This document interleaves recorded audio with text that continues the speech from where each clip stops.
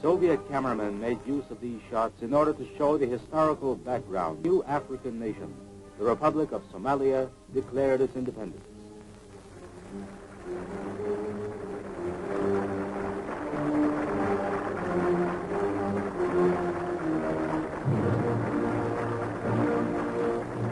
The struggle for freedom, which had continued another 40 years, finally ended in victory.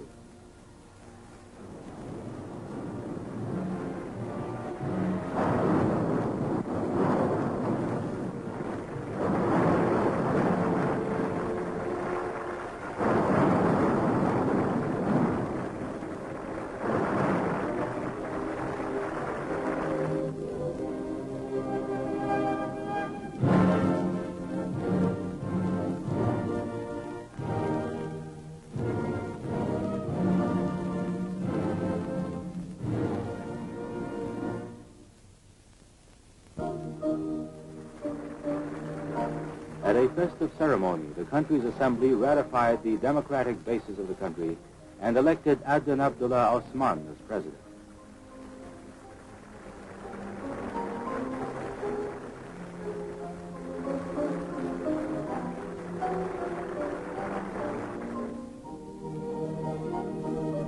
This was the beginning of the country's new history. In taking up responsibility for their fate, the Somalis went to work. There was a great deal to be done.